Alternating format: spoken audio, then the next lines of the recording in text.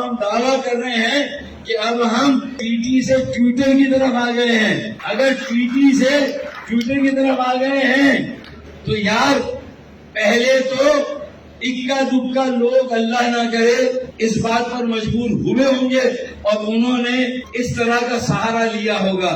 لیکن اگر اب کے ہمارے وجود سے انکار کیا گیا، ہمارے مینڈیٹ کو نہیں مانا گیا، ہمارے بنیادی حقوق ہمیں واپس نہ کیے گئے، ہمارے بیٹے بیٹیوں کو جائز روزگار نہ دیا گیا، بنیادی کاروبار کی سہولتیں نہ دی گئی، اور جو ہم 60% ٹیکس دیتے ہیں، 40% ملکی مجموعی پیداوار میں ہمارا حصہ ہے، اگر اس کے باوجود بھی پالیسی سازی میں ہمارا کوئی حصہ نہ ہو، اس کے باوجود بھی ملک کے فیصلوں میں ہمارا کوئی حصہ نہ ہو، یہ جو آپ ہمارے ساتھ سلوک کر رہے ہیں خیروں جیسا، تو اب یہ نہیں چلے گا.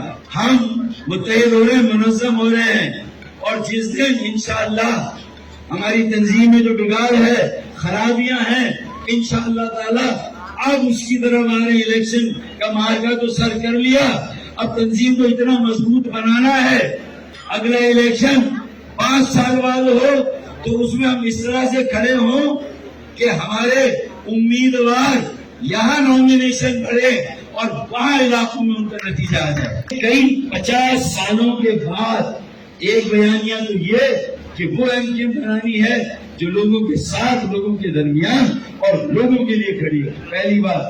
دوسری بات، ہمیں ہمارے معاملات میں اختیار چاہیے.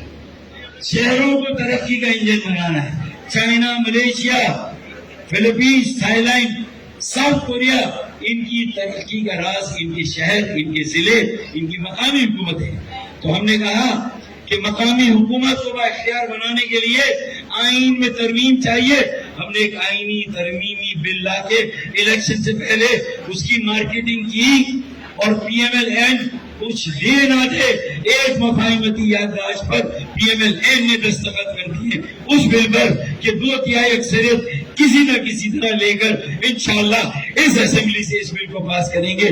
پی ایم ایل این نے ہم سے کمٹمنٹ کیا. خالد بھائی نے کہا کہ 8 یونیورسٹیاں وفاقی انشاءاللہ، اور ان 8 یونیورسٹیز کے کیمپس کراچی میں انشاءاللہ قائم کر دیں گے. انشاءاللہ نوجوانوں کو موقع دینا ہوگا، انہیں چھوٹے قرضے دینے ہوں گے، اور جہاں جہاں نوکریاں ہیں، ملازمتیں ہیں، وہاں اب اربن کوٹے کی حفاظت بھی کریں گے. کوٹے کو بھی چیلنج کیا، غیر آئینی ہے، لیکن غیر آئینی صحیح، اگر اس کوٹے پر عمل ہو تو کم از کم ہمارا 40% تو ہمیں ملے.